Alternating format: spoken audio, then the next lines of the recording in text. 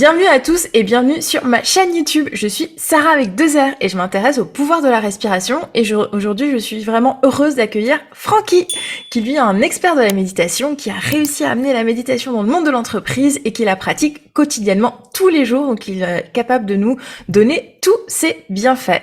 Hello Francky. Coucou Sarah avec 2 R. Ravi, ravi de faire ce podcast dont on parle depuis 6 mois, je pense. Oui, Francky IE. Je, Exact. je t'ai présenté de manière très brève. Yes. Mais toi, tu as plusieurs vies, tu as plusieurs projets, et aujourd'hui, on va particulièrement parler de méditation parce que c'est l'une de tes casquettes. Mais est-ce que tu veux commencer par un peu te présenter qui tu es, Francky IE? Yes, bien sûr. Alors, qui je suis? J'ai 44 ans, je suis marié, l'heureux papa de 4 filles. Et contrairement à ce que la majorité des personnes pensent, j'ai commencé à méditer avant d'avoir mes enfants. Et puis plus on a d'enfants et plus on médite. Et je suis ce qu'on appelle un slasher. Donc ça fait un slasher, c'est quoi? C'est quelqu'un qui a 2 activités. Tu connais ça, toi, Sarah? Et donc je suis salarié dans une entreprise qui s'appelle Weborama depuis 13 ans. Donc je travaille dans le marketing digital et je suis passionné de méditation depuis 15 ans. Et donc j'ai tout simplement découvert la méditation il y a 15 ans. Ça a été une vraie découverte. Et puis ensuite, j'ai décidé d'avancer progressivement, de me laisser porté par le flow. Et voilà que ça fait 8 ans que j'accompagne des entreprises pour intégrer la méditation dans le quotidien des collaborateurs pour améliorer le bien-être, réduire le stress, etc., etc. Ils sont plutôt des grosses boîtes avec lesquelles je bosse, type SMCP, Meta, Snap, Maison du Monde. Et je suis trop chanceux. Ah, on sent déjà la zénitude, mais une forme de zénitude qui est quand même active. Donc, contrairement quand même aux personnes qui font de la méditation, je dirais traditionnelle, t'as quand même apporté quelque chose avec ta casquette et ton casque. On sent que tu tentes quand même de moderniser cette pratique. Et là, je te lance une belle perche pour que tu nous parles de ton projet aussi, le nouveau. Clairement, effectivement, j'aime bien dire que je casse les codes de la méditation, que j'explique toujours qu'il n'y a pas besoin d'être une nana végane qui mange du boulgour et qui fait du yoga pour méditer. Je suis alors l'opposé de ce profil-là. Moi, je suis quelqu'un d'hyper speed. Je faisais de la boxe 3 fois par semaine. Je dors 4-5 heures par nuit. Donc, rassurez-vous, tout le monde est capable de méditer. D'accord? Ça, c'est la petite parenthèse. Et effectivement, comme j'aime bien moderniser la méditation, eh bien, je crée des programmes en ligne et mon dernier bébé, c'est un projet qui s'appelle Meditaverse, qui est donc un projet de méditation dans le métaverse. Et donc, ce projet-là, c'est un projet que je propose en entreprise depuis quelques semaines, qui permet de mixer un accompagnement hybride dans un espace 3D. Alors, c'est juste une URL, hein, il n'y a pas besoin d'installer de logiciel ni quoi que ce soit.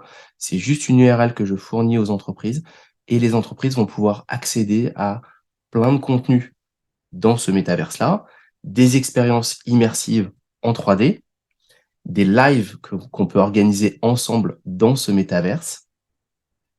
Et à côté de ça, c'est tout simplement des sessions en visio ou en one-to-one et surtout d'être là en mode support pour les collaborateurs lorsqu'ils ont des problématiques particulières. Ils ont mon mail, mon WhatsApp et ils peuvent me poser une question n'importe quand.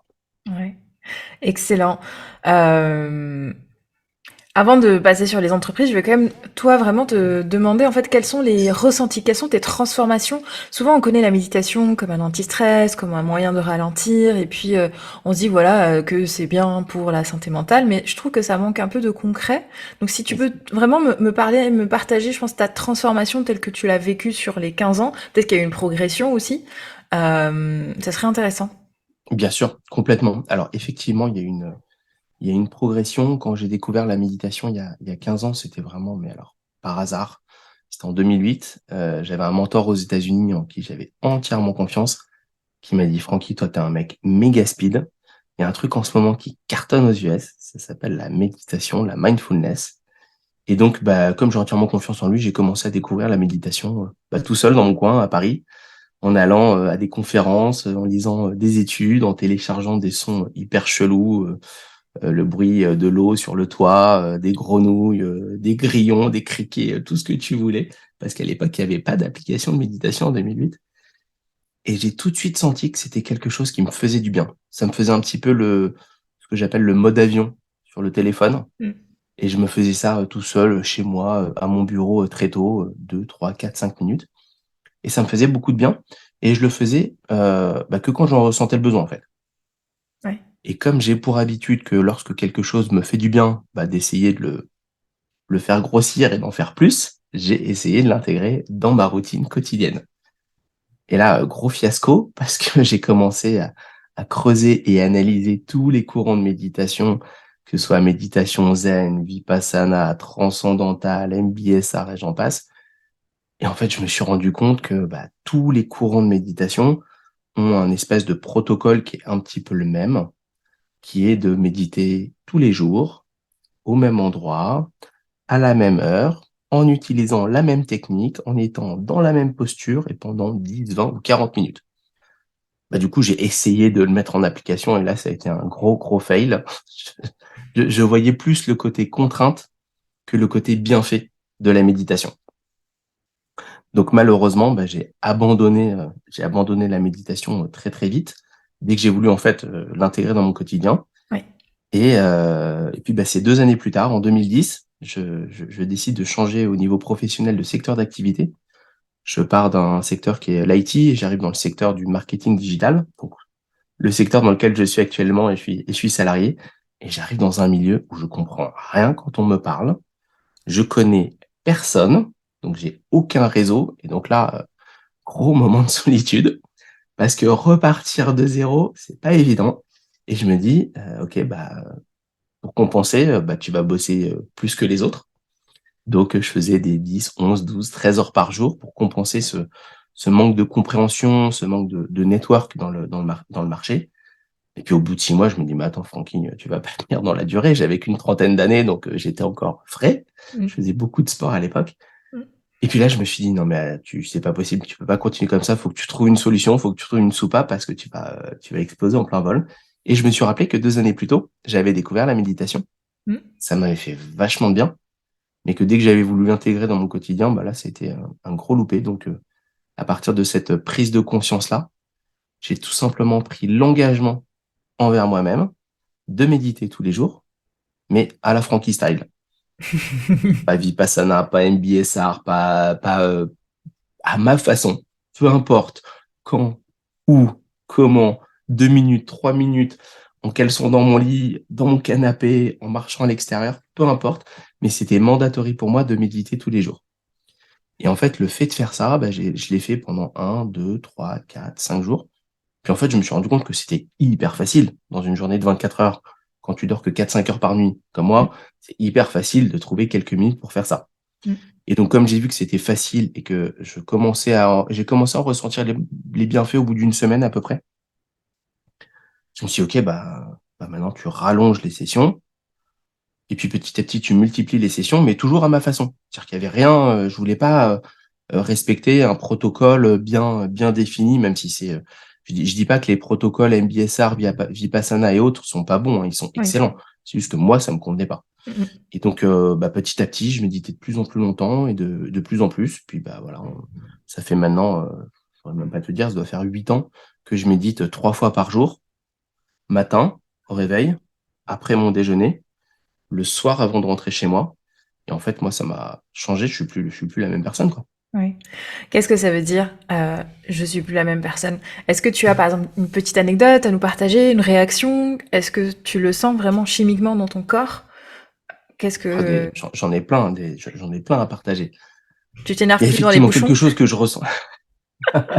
Je t'en partage que 500 parce que sinon ça va être trop long. Mais en gros, j'ai envie de te dire que si on veut essayer de faire simple, plus que dans mon corps, c'est plutôt dans mon esprit que je ressens des choses, pardon. Je vis plus du tout de la même façon les événements stressants, contraignants, relous, tout ce que tu veux. J'ai un espèce de filtre qui vient un peu atténuer le truc, tu vois, un petit peu comme un curseur. Mmh. Euh, je me sens beaucoup plus efficace quand je bosse, même je dis pas que j'étais pas efficace avant. Mmh. Moi, j'ai fait une formation, juste parenthèse, de gestion finance à la Sorbonne et ensuite j'ai fait un master dans les nouvelles technologies. Mon papa, il est prof de maths, donc depuis tout petit, tout était vachement organisé, très très rigoureux. Euh, et j'ai senti que ça m'a donné un cadre supplémentaire. Et après, donc ça, c'est sur le plan physique, je ressens des choses plutôt dans l'esprit. Voilà, Mmh. moins de stress, moins d'anxiété, même si je suis toujours hyper speed et je fais un milliard de trucs. Mmh. Je sens que je suis pas en souffrance, entre guillemets. Et après, là où ça m'aide, c'est aussi en termes d'organisation. C'est-à-dire que je me fais très régulièrement des sessions de deep focus, je me fais plein de choses. Et tout ça, je l'ai un peu découvert dans la même lignée que la méditation et d'apprendre à bosser en étant hyper focus avec, je sais pas, la méthode Pomodoro, par exemple. Je mets de la musique, je mets un timer 25 minutes, je bosse, je me dis, OK, au bout de 25 minutes, ça, faut que ce soit plié. Oui, Ensuite, 5 minutes de break, et ensuite je reprends. Et il y oui. a autre chose qui m'a beaucoup aidé aussi, c'est d'écouter de la musique en bossant. Mmh. Ça, c'est un truc de dingue. Et ça, c'était avant même que je découvre la méditation. C'était en 2000, je faisais un stage dans une boîte. J'étais sales dans une boîte pour valider mon master. Je connaissais pas le métier de sales, hein, j'avais jamais fait de prospection, j'ai une fibre commerciale, mais j'avais pas appris à l'école à être sales. Et donc, je devais faire de la prospection téléphonique, parce qu'à l'époque, tout se faisait par téléphone, il fallait prendre des rendez-vous avec des boîtes. Et en fait, c'était une toute petite boîte, on était 5 personnes, j'avais le DG qui était à 2 mètres de moi. Et donc, bah, j'étais hyper impressionné parce que le DG, c'était un mec brillantissime. Moi, j'étais le petit merdeux qui venait d'arriver. Et donc, je passais mes journées à faire mon phoning. Oui, bonjour, Francky Sfay, Société Truc, j'aimerais parler à un tel, un tel, un tel. Et en fait, bah, déjà, c'est pas très, quoi. Je trouve que c'est pas la partie la plus cool du métier de sales de faire du phoning. Je sais qu'il y Oui. en a qui adorent, comme Enzo Colucci ou autres, qui sont des gros fans de cold calling et qui kiffent ça. Moi, c'était clairement pas mon kiff. Mais en plus de ça, j'étais hyper impressionné parce qu'à 2 mètres de moi, j'avais mon DG qui m'entendait et qui lui parlait hyper fort, hyper sûr de lui. Donc pour moi, c'était un enfer Mmh. pour me concentrer et en plus de ça, pour me dire, putain, le mec, il m'écoute. Ça se trouve, ce que je fais, c'est vraiment nul, quoi. Et j'ai eu une idée de dingue. J'ai commencé à écouter de la musique d'une oreille. Mmh. Et donc, j'avais de la musique dans une oreille et de l'autre, j'avais mon téléphone pour faire mon phoning. Alors ça a été une révélation. J'écoutais à l'époque Chambre avec vue de Henri Salvador. Et Pendant que alors, tu je étais au commençais le matin, téléphone. je terminais à 19, je faisais un 8h, 19h et j'étais dans une bulle, en fait. Ouais, Et en fait, c'est une forme de mindfulness, c'est une forme de pleine conscience. oui. Il m'a aidé de dingue parce que du coup, bah, j'étais dans ma bulle, j'avais le smile, ça se ressentait au téléphone et j'en avais rien à faire de ce qui se passait autour de moi. J'étais sur une plage, quoi. Et bah, la musique, c'est génial parce qu'en plus, ça neutralise ta voix intérieure, en fait. Donc, déjà, ça coupe, ça coupe ce qu'on appelle le jugement, le Ouais, self-judgment. Et c'est ça. donc, forcément, après, on est plus dans l'action, donc hyper focus. Après, les recommandations sont pas très claires, je trouve, parce qu'il y a une école qui dit c'est génial d'écouter de la musique en travaillant, et une autre école qui dit non, en fait, ça vient perturber, ça vient brouiller. Mais en tout cas, je suis comme toi. Moi, ça m'aide énormément. C'est un super ancrage, en fait. Dès que la musique est lancée, ça y est, aussi mon focus aussi et Ouais, c'est ça, c'est démarre. le point de départ. Mm. Trop cool. Bah génial, Francky. Donc en fait, t'as basculé à quel moment dans le monde des entreprises? Donc, j'ai basculé dans le monde des entreprises en 2015. Oui. Ça a été ça s'est fait vraiment par hasard. Euh, à l'époque, c'est tout simplement, j'avais une connaissance avec qui je suis devenu pote qui bossait chez Facebook et qui suivait un petit peu ma progression. Parce qu'en fait, j'ai écrit un e-book en 2015 pour une de mes filles qui avait vécu un épisode un peu stressant à l'école, au CM1, petite classe. Et je l'ai vraiment écrit pour elle avec des exercices très simplifiés. C'était écrit de façon ludique et je l'avais écrit à destination des parents Mm. pour que les parents puissent pratiquer et découvrir la méditation avec leurs enfants. Et donc, c'est un e-book que j'ai appelé La méditation, un jeu d'enfant que j'ai écrit pour ma fille Luna, pour ma fille aînée. Et elle, ça l'a vachement aidé dans son quotidien. Et en fait, quand je partageais ça autour de moi, les gens me disent, mais c'est quand même trop dommage. Pourquoi tu contactes pas une maison d'édition? Pourquoi tu l'auto-publies pas? Et puis j'ai dit, Mm. bah non, en fait, moi, j'ai pas envie. C'est un cadeau que je fais à ma fille. C'est quelque chose d'hyper personnel. J'ai pas envie de le partager. C'est peut-être un peu égoïste. J'ai pas envie. Mm. Petit à petit, je me suis dit, OK, en fait, je suis vraiment un enfoiré parce que ça se trouve, il y a plein de gamins qui ont besoin de ce genre de choses. À l'époque, en tout cas, j'avais rien trouvé, moi, pour ma fille. Mm. Et donc, bah, j'ai décidé de contacter un agent d'édition qui a lu mon script, qui m'a dit, ouais, c'est super. Par contre, les phrases, il faut les changer. Par contre, faut faire x2, x3 en termes de texte. J'ai fait: «Alors attends, tu sais quoi? On arrête tout de suite». Je savais que j'étais pas fait pour, travailler avec une maison d'édition. Si je dois refaire toutes les phrases, les Ouais. rallonger, en fait, c'est plus moi qui enseigne, c'est plus moi qui transmets et Mmh. donc on va perdre tout l'intérêt de ma façon de transmettre. Et donc du coup, j'ai abandonné ça et ensuite un pote m'a dit: «Mais sinon tu peux l'auto-éditer, toi-même Mmh. ou tu peux passer par Amazon». Et donc j'ai un pote, Christophe, qui m'a aidé à le mettre sur Amazon au format, Kindle. Et en fait, là, ça a été juste dingue. À l'époque, on avait créé une petite LP pour, collecter du mail, pour expliquer aux gens que l'e-book va sortir dans tant de jours, pour faire un peu de FOMO. Il sera à 5 €, mais il est gratuit, pendant les 7 premiers jours. Donne-nous ton email. Et Ouais. on avait commencé à créer une liste comme ça, qui fait que le jour où il est sorti, bah, tout le monde l'a commandé et donc au bout de quelques jours, je me suis retrouvé, numéro 1, Amazon best-seller dans la rubrique bien-être, spiritualité, dans le top 100. Bravo.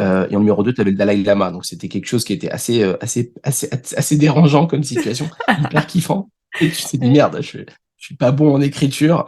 Moi en français, en 6e, la prof de français a convoqué ma mère en disant: «Francky, il faut qu'il prenne des cours parce que c'est une catastrophe». Donc voilà, donc c'était assez drôle. Mmh. Et en parallèle de ça, effectivement, donc j'avais Bah, un c'était super pote, utile pour connaissance, qui est devenu pote, qui bossait chez Facebook et mmh. qui suivait mon aventure et qui m'a dit: «Écoute, ça te chauffe de venir, donner un cours de méditation au siège de Facebook Paris? On a, 150 personnes d'HEC qui viennent». Et je fais: «Non mais attends, tu es sérieux ou?» Il me dit: «Ouais, ouais, complètement». Et donc je me suis retrouvé à faire, en 2015, une première session devant 150 personnes. J'avais jamais fait ça de ma vie et ça a été un kiff de dingue. Et Mmh. à partir de là, je me suis dit: «OK, c'est ça ce que je veux faire, quoi». Mmh. Bah, en fait, déjà, tu as répondu à une problématique utilisateur avec ton e-book. C'est ça. Et c'est vrai qu'aujourd'hui, on manque en fait de tangible et de concret. Et je pense que ça bloque du coup énormément de personnes qui évoluent finalement dans un mode très moderne et qui est axé vachement sur les transformations, sur les résultats. Je pense qu'on se retrouve pas mal en fait dans cette fibre-là et dans la volonté en tout cas d'amener quelque chose de concret. Tout à l'heure, c'était l'une des questions que j'avais envie de te poser et du coup, je pense que tu as une réponse toute prête. C'est comment tu définirais la méditation à un enfant de 7 ans? Alors, je définis ça, c'est comme si, je demandais à l'enfant, d'appuyer sur le bouton pause Mmh. dans sa vie ou dans son player ou dans son TikTok ou dans son Instagram ou dans n'importe quel réseau et je lui dis: «Voilà, OK, tu appuies sur pause, il se passe plus rien, tu fermes les yeux et tu observes ce qui se passe». Tu écoutes les sons, les bruits, tu observes comment tu te sens, tu as chaud, tu as froid, tu as faim, tu es stressé, tu as envie de dormir. Un peu comme un thermostat dans une pièce. Tu vois? Tu es complètement, comme dirait Jean-Claude Van Damme, aware. Donc tu es complètement ouvert sur ce qui se passe et tu es pleinement présent. Mmh. D'ailleurs en méditation, on parle de pleine conscience, qui a été traduit de façon un peu maladroite, je trouve, du terme mindfulness. Pour moi, c'est pas de la pleine conscience, c'est de la pleine présence. C'est le fait d'être pleinement présent dans ce que tu fais. Oui. Et on peut être pleinement présent dans plein d'occasions, de notre journée. Mmh. Là, je suis pleinement, présent avec toi. Je suis pas en train de penser à la chasse aux œufs que je dois faire à 11h30. Je suis pas en train de voilà, je suis avec toi, j'ai un peu chaud, j'ai pas faim, je suis bien, voilà. Et en fait, moi, c'est comme ça que je le définis, que ce soit pour les enfants d'ailleurs comme pour les adultes, hein, je le définis de la même façon. Le fait de faire pause, de fermer les yeux et d'être, conscient de tout ce qui se passe pendant 30 secondes, 1 minute. Ouais. Pour moi, c'est ça la méditation. OK, trop cool. Comment tu réagis, par rapport aux réticents? Parce que j'imagine que quand tu interviens devant 100-150 personnes, tout le monde n'adhère pas forcément et il y a des personnes qui sont là un peu en mode sceptique et du coup, est-ce que tu es davantage dans une démarche où voilà, tu essayes en fait de quand même les accompagner? Comment tu gères en fait une telle situation? Parce que moi, c'est quelque chose que je vois pas mal. En fait, j'ai l'impression qu'il y a un clivage entre les personnes qui sont ouvertes, qui ont envie et les personnes qui sont complètement, bah, presque contre en fait, enfin Ouais, limite qui réfractaire. oui. Hem, alors pendant la session de méditation en elle-même, Mmh. effectivement, je le remarque assez souvent, tu as toujours, sur des grosses audiences, 3, 4, 5 personnes qui sont les yeux grands ouverts, qui regardent leur téléphone ou même, je me souviens d'ailleurs chez Facebook, il y avait 2 personnes qui s'étaient tapées une barre de rire. Mmh. Heu, Moi, je les regarde, je souris, j'essaye pas de les convaincre, et c'est ce que j'explique aux entreprises quand on organise des sessions de méditation de groupe. Je dis: «Voilà, c'est pour moi, faut pas que ce soit mandatory. C'est quelque chose que vous proposez aux collaborateurs, que vous leur offrez. Mmh. C'est une opportunité pour vos collaborateurs de se faire du bien pendant quelques minutes, d'apprendre des choses et potentiellement de pouvoir derrière intégrer ça dans une routine s'ils le désirent. Et je suis clairement pas dans une logique de convaincre les gens de se mettre à la méditation.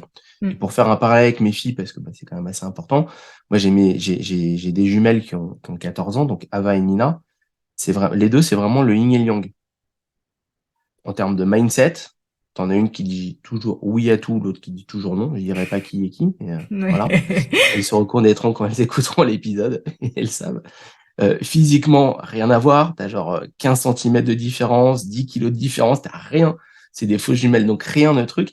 Et à une époque, ma jumelle vénère, Mmh. il y avait souvent des prises de tête quand elle avait 4-5 ans, des trucs, ça chauffait, ça gueulait et tout. Et en fait, un jour, je lui ai dit, la prochaine fois qu'il y a une prise de tête, est-ce que tu as envie qu'on essaye la méditation? OK. Et elle m'a dit oui, alors que j'étais certain qu'elle me dirait non, vu qu'elle dit non à tout, tu vois? Ouais. Et au final, on s'est mis dans sa chambre. À l'époque, j'avais mis un truc qui s'appelait Oma la licorne, que je trouve génial, que tu peux trouver sur YouTube. C'est un truc hyper apaisant. Et en fait, elle se mettait à côté de moi, je lançais le truc, ça durait quand même 10-12 minutes. Alors que généralement, en méditation, on dit qu'en fonction de l'âge des enfants, c'est 1 minute par année. Donc à l'époque, elle avait 5 ans, donc il fallait plutôt faire 5 minutes, mais c'était Mmh. plutôt 10-12 minutes, mais parce Mmh. qu'elle rentrait dans le truc. Par moment, elle se mettait à côté de moi. Par moment, elle s'allongeait sur moi. Tu vois, on était vraiment en mode corps à corps habillés. Et en Rien de f- chelou. ouais, ouais, non, mais je préfère, j'ai pas envie de C'est faire en prison, tu vois. Moi, quand j'étais à l'hôpital avec mes filles qui sont nées prématurées, on faisait du pot à pot, voilà. Oui. C'est la Euh, respiration du koala, petite parenthèse. C'est Ouais, trop moi j'aime drôle. bien les câlins avec le cœur, mais ça doit être un peu pareil que la respiration du koala. Et en fait, ça a été une révélation pour elle, quoi. Mmh. Tu voyais sur son visage, on aurait dit un ange, quoi. Ouais. Elle partait, je sais pas où elle partait, Mmh. et ça permettait de l'apaiser. Et donc à Ouais. partir de là, dès qu'il y avait une prise de tête, comme il y en avait plusieurs tous les jours, alors moi j'avais pas le temps, c'était plutôt le week-end parce qu'en semaine je bosse. Mais du coup, dès qu'il y avait une prise de tête, je fais, viens, viens, si tu veux, on va s'isoler. Elle me Mmh. disait, oui, viens, on y va. C'était Mmh. pas mandatory.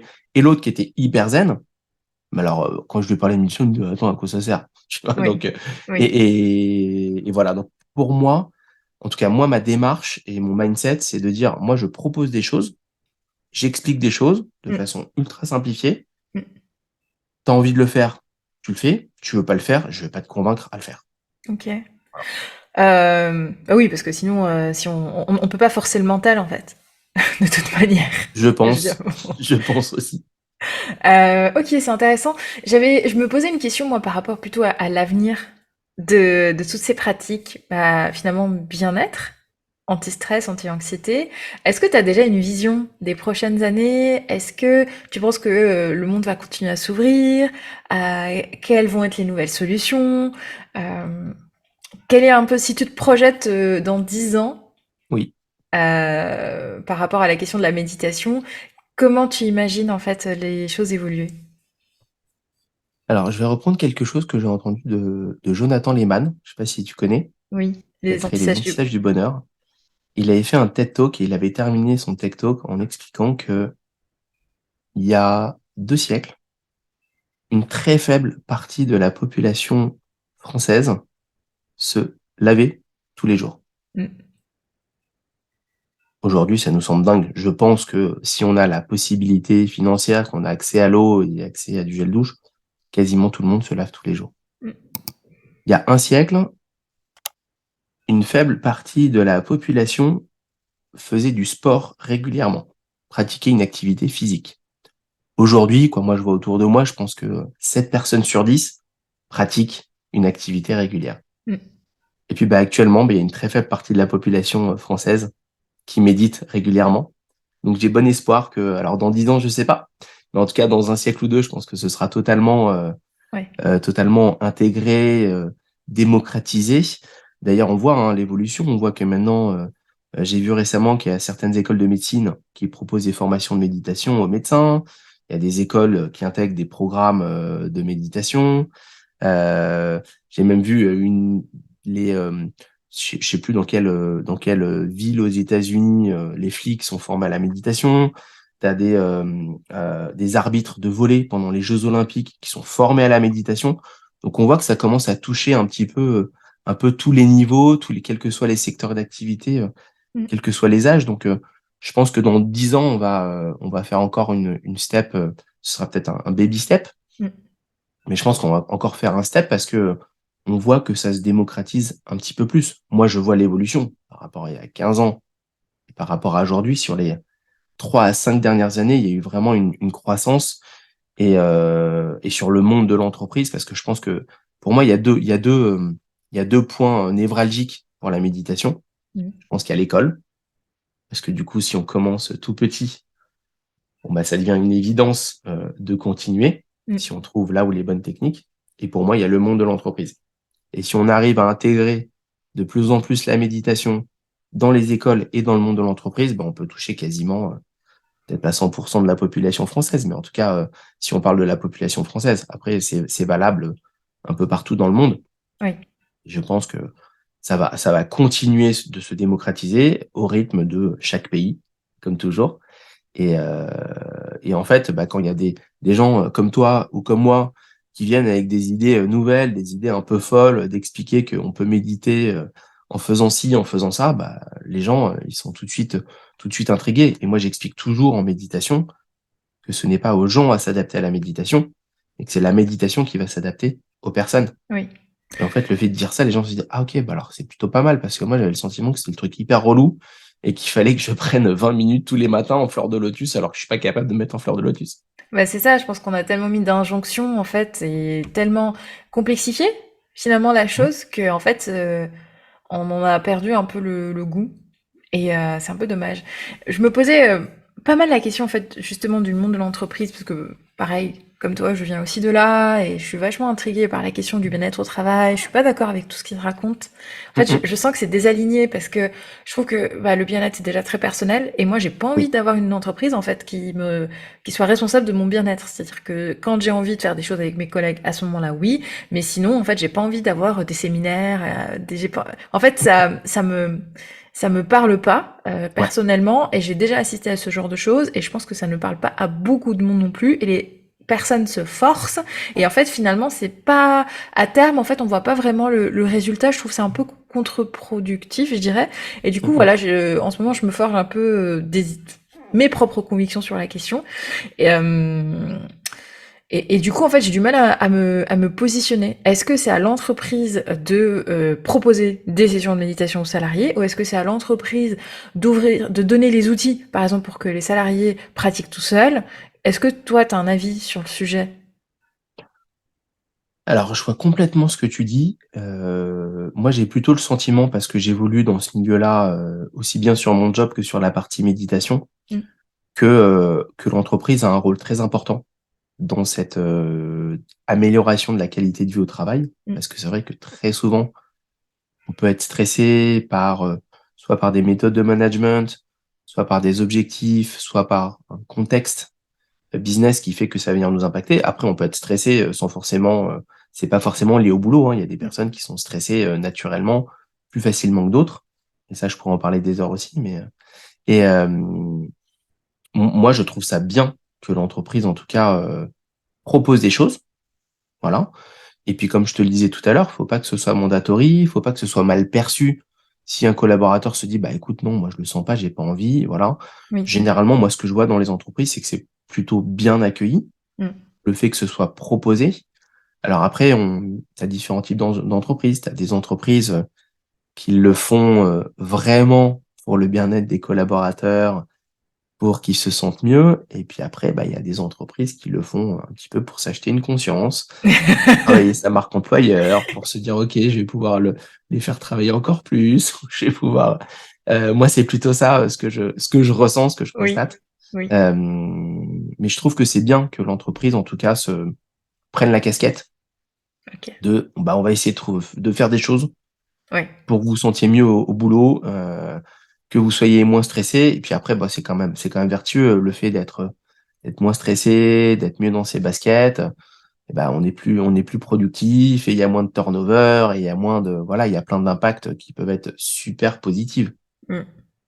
Je sais pas si j'ai répondu ou pas. Oui, oui, oui, oui, t'as répondu, t'as dit clairement un oui, oui, et ça se ressent parce que bizarrement en tant qu'intervenant, en fait, on n'est pas dans la vie quotidienne de l'entreprise, mais on arrive quand même à sentir un peu quel est l'objectif de session, quel est le mood de la boîte, quel est l'environnement, et ça c'est très important en fait pour calibrer l'ambiance, calibrer le vocabulaire et animer en fait la session. C'est Et c'est ça. vrai que d'une entreprise à l'autre, ça change complètement en fait. Complètement. Moi, je demande toujours, moi, je travaille essentiellement avec les RH ou les office managers ou les chief happiness officers ou parfois des managers d'équipe. Mm.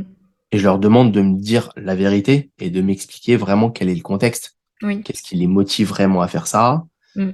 Quel est le contexte de la boîte? Quelle est l'ambiance, tout ça.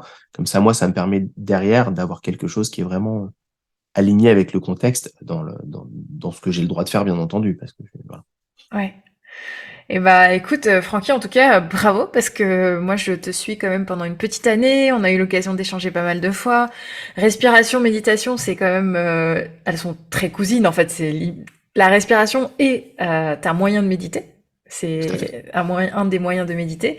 Et du coup, bah voilà, on est en tout cas ravis tous les deux. Je pense hyper dispo aussi à toutes les questions si vous nous écoutez et que en fait vous posez des questions, même si vous avez l'impression qu'elles peuvent paraître bêtes. En fait, il n'y a pas de questions bêtes parce que dites-vous que 100% des questions, en fait, quelqu'un d'autre se l'est peut-être déjà posé, a déjà la réponse quelque part. Donc voilà, n'hésitez pas. Aussi par rapport à la question, voilà, du monde du travail, davantage peut-être des enfants. Francky, moi, j'ai pas vraiment l'expérience en fait pour les enfants. J'ai pas encore développé rythmique pour les enfants, même Yes, si je l'ai vraiment dans ma ligne de mire, parce que je trouve ça très ludique. En fait, la respiration et la musique pour les enfants, je suis sûre que c'est un potentiel extraordinaire. clairement. Et voilà, j'avais une toute dernière question, Francky, par rapport au type de méditation. Donc on a effectivement donc méditation par la respiration, c'est un peu la plus connue, mais il y a aussi méditation par le dessin, la marche afghane, méditation même en cuisinant. En fait, dès que voilà, on est vraiment concentré sur un objet, finalement, on arrive à méditer. Est-ce que toi, Yes. tu veux nous partager un peu ta préférée ou celle que tu recommanderais à quelqu'un qui nous écoute? Yes, c'est vrai, pas facile cette question parce que effectivement des formes de méditation, je saurais même pas dire combien il y en a, pour être honnête avec toi. En tout cas, des techniques de méditation. Ouais. Moi, j'ai suivi 8 certifications, j'ai été formé à plus de 200 techniques et je continue d'en découvrir. Et juste avant de répondre à ta question, je vais juste me permettre d'expliquer Oui, un petit peu les 2 grandes familles de méditation. oui.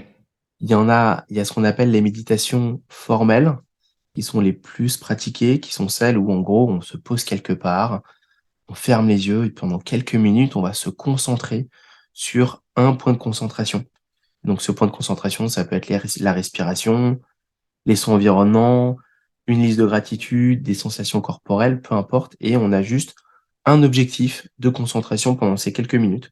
Mhm. Et après, il y a ce qu'on appelle méditation informelle ou mindfulness, qui a été traduit par pleine conscience, mais c'est plus de la pleine présence ou de la pleine attention qu'on peut pratiquer dans plein d'activités de notre journée, en enregistrant un podcast, en buvant son thé, en prenant sa douche, et on prend conscience de la température de l'eau, de l'odeur du gel douche, en se brossant les dents. Et donc, en fait, l'idée, c'est vraiment de pouvoir goûter à plein de techniques de méditation pour pouvoir trouver celle ou celle au pluriel qui convient le mieux aux personnes qui se mettent à la méditation. Mm. Euh, Moi, il y en a plusieurs qui me parlent beaucoup. Moi, celle que je préfère, c'est une technique que j'ai créée il y a 7 8 ans, qui s'appelle la méditation des 3 sens, que j'ai appelée comme ça, qui consiste déjà par commencer par observer sa respiration, sans chercher à la contrôler. Ensuite, on bascule sur les sons environnants, et on écoute les sons autour de nous, on les accepte. On n'est pas en mode battle, on peut pas s'empêcher d'entendre ces sons. Juste, on les écoute, on les laisse venir et on les laisse repartir. Et je termine par un mini scan corporel qui consiste tout simplement à observer les différentes parties de notre corps, une à une, observer et essayer de détendre ces parties-là. Mm. Et ça, en fait, je me rends compte que en tout cas, moi, c'est une technique que je pratique seul, tous les jours, Mm. lorsque je fais mes 3 sessions de méditation. Je fais pas toujours la même chose et pas toujours la même durée. Je le fais vraiment en fonction de mon besoin, en fonction de mon envie. Ouais. Que quand je me pose dans mon canapé, je regarde l'heure, je vois comment je me sens, je fais OK, Je vais méditer 7 minutes. Mmh. Ok, je vais méditer 3 minutes. Ou là, bah là, j'ai largement le temps. Je vais me faire 15-20 minutes. Et donc, je pense que ce qui est très important, au-delà de... Alors, c'est très bien d'écouter des conseils d'experts comme toi ou comme moi, mais je pense qu'il faut vraiment se faire une idée. Et il faut surtout avoir cette, euh, cette curiosité du cobaye. Alors, c'est un cobaye positif, hein, parce que quand on teste la méditation, c'est bon. Ce sont Ouais. des choses qui sont bonnes pour la santé. Ça a été prouvé scientifiquement. Il y a eu plus de 4 800 études cliniques et scientifiques qui ont montré les bienfaits de la méditation sur le stress et l'anxiété.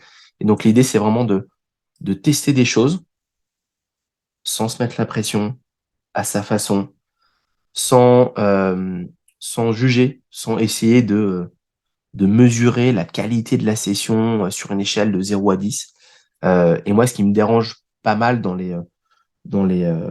les applications de méditation ou autres, c'est quand il y a trop cette gamification qui te pousse à méditer tous les jours et on te dit, OK, super, ça fait 7 jours de suite que tu médites, continue, en moyenne, tu médites 4 minutes 47 par jour, truc. C'est très bien de gamifier les choses, hein, et je vais pas dire le contraire, vu que moi, Meditaver, c'est un projet où justement la méditation est gamifiée. Mmh. Ce qui, moi, me dérange un petit peu, c'est quand il y a trop ce challenge et que Oui. du coup, on se retrouve à méditer alors qu'on sait pas forcément pourquoi le faire. Et là, je trouve que ça perd son sens. Et donc, Ouais. pour moi, c'est vraiment aux gens à tester, à découvrir des techniques pour avoir là où les techniques de méditation qui vous font le mieux, qui vous font du bien, quoi. Oui. Bah, il y a une question qui est perturbante et je comprends.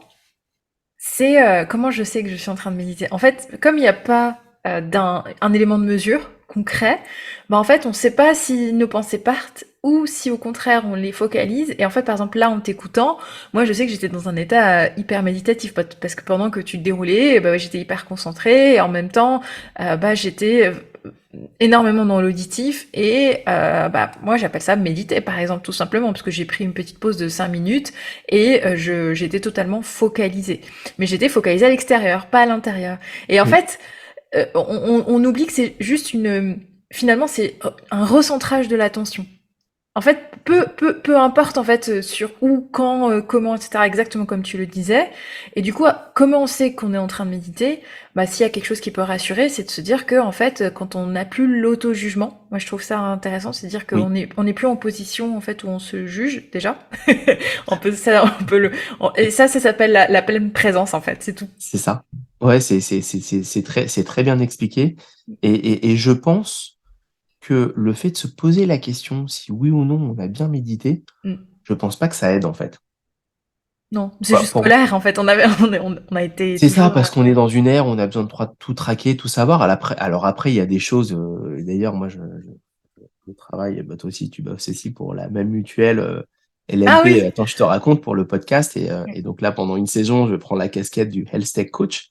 Et donc du coup, dans les prochains postes que je vais créer, je suis justement sur l'aspect nouvelles technologies qui permettent de se sentir mieux au quotidien, et c'est pas forcément que de la méditation. Mm. Il y a effectivement des bandeaux de méditation qui sont juste dingues, qui permettent de mesurer ton activité cérébrale, de savoir si tu as bien relâché ou pas. Donc là, tu vois, ça permet de répondre un petit peu à ta question que tu as posée plus tôt sur la méditation dans 10 ans ou un petit peu plus tard. Mm. Je pense qu'on va avoir, il y a des pop-up de plus en plus, on va voir pop-up de plus en plus des technologies qui vont justement nous permettre de traquer, de savoir si on a bien fait ou pas bien fait. Mais moi, je pars du principe que il faut juste faire sans se poser de questions, avec le mindset de l'enfant ou le mindset du débutant, Oui. sans se prendre la tête. C'est Oui. prouvé scientifiquement que ça te fait du bien, que ça Oui. fait du bien. Donc, on le fait sans se prendre la tête et on est en mode, on teste et puis voilà quoi. Ouais, bah, je suis totalement d'accord. Et l'une des plus belles, enfin en tout cas, je parle pour moi, l'un des plus beaux retours que je peux avoir, c'est ah mais c'est ça en fait, j'ai pas eu l'impression de méditer. Je dis bah oui, parce que voilà, on arrive à envelopper en fait les personnes par la voix, par la musique, et puis on calibre, etc. Ce qui fait que finalement, les méditations guidées peuvent aider à commencer. Et après, de toute manière, full autonomie, les personnes peuvent, une fois qu'elles l'ont fait, ça devient une agilité, elles peuvent recommencer autant de fois qu'elles le désirent. Donc Exactement. Et c'est pour ça qu'on dit pratique de la méditation. Tu vois, plus on la pratique, et plus on ah oui. progresse. Ouais, exactement. Ok, trop cool, Francky. Bah, en tout cas, moi, je suis hyper ravie d'avoir fait ce podcast avec toi. Enfin, Ravi on également l'a. depuis le temps. On est tous les deux créateurs de contenu. Vous pouvez nous trouver sur LinkedIn et sur Instagram aussi. Francky, je sais pas si t'as d'autres lieux, toi, de... T'as Alors moi, Instagram et TikTok. Ah si, t'es à mes fond deux sur réseaux chouchous, je mettrais TikTok en premier quand on voit le fond. Moi, je mettrais TikTok en premier et LinkedIn en deuxième. C'est juste que ça me permet d'être présent sur plus de réseaux. Je Oui. suis également sur Insta, sur Pinterest, sur YouTube en short. Mais moi, les deux réseaux qui me parlent le plus, c'est YouTube parce que je trouve que la vidéo, c'est quelque chose qui est juste incroyable pour Mm, transmettre. mm. Et LinkedIn, bah, parce que c'est tout simplement le plus Le gros monde des réseau entreprises. professionnel B2B.